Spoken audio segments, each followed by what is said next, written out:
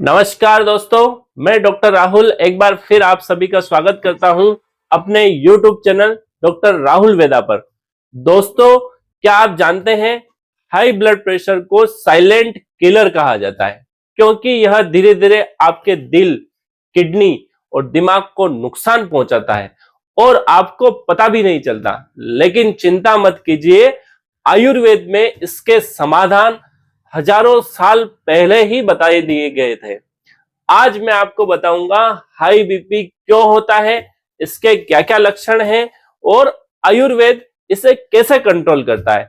अगर हम इसके कारणों की बात करें तो आयुर्वेद के अनुसार हाई बीपी का सबसे बड़ा कारण जो है वह हमारा तनाव है। जो लोग बहुत ज्यादा स्ट्रेस लेते हैं उनको ब्लड प्रेशर बढ़ने के बहुत ज्यादा चांस रहते हैं।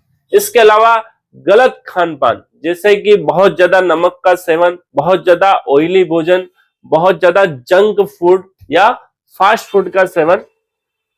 जो लोग शारीरिक श्रम जो कम करते हैं उनको भी ब्लड प्रेशर होने का बहुत तीव्रता के साथ होता है। इसके अलावा असंतुलित दिनचर्या, जिस टाइम पे जो दिनचर्या में जो हमने पिछली वीडियो में बताए थे उसके अनुसार नियमों का पालन नहीं करने के कारण भी हाई ब्लड प्रेशर होता है। जब वात और पित्त दोष असंतुलित हो जाते हैं तो हमारा ब्लड प्रेशर बढ़ने लगता है।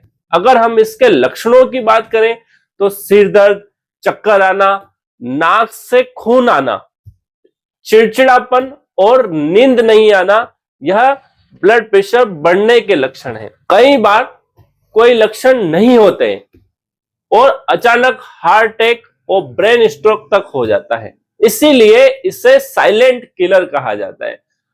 आयुर्वेदिक अगर हम उपायों की बात करें कि ब्लड प्रेशर को किस तरीके से कंट्रोल कर सकते हैं या ब्लड प्रेशर आए ही नहीं, ऐसी क्या क्या व्यवस्थाएं हम कर सकते हैं, उसके बारे में मैं आपको जानकारी दूंगा। पहला है हम गिलोय और अर्जुन की छाल।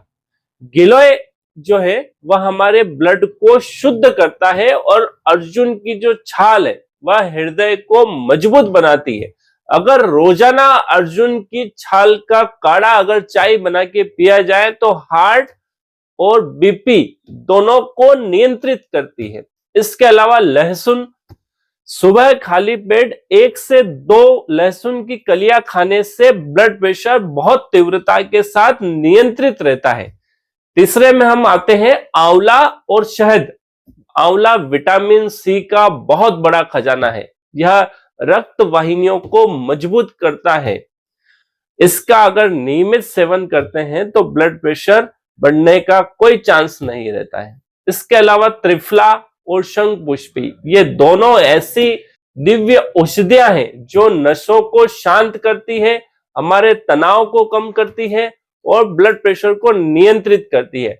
एक बहुत ही अच्छी औषधि है जो हजारों वर्षों से या यूं कहें कि हजारों सालों पहले हमारे आचार्य चरक और आचार्य सुश्रुत और आचार्य वाग्भट तक ने उस औषधि के बारे में बताया है, जिसका नाम है सर्पगंधा।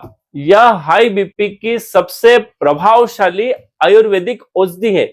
सर्पगंधा की जड़ें रक्तचाप को स्वाभाविक रूप से कम करती है, यानी ब्लड प्रेशर को बहुत अच्छी तरीके से कंट्रोल करती है। इसके अलावा नींद लाने में भी बहुत अच्छा सहायता करती है।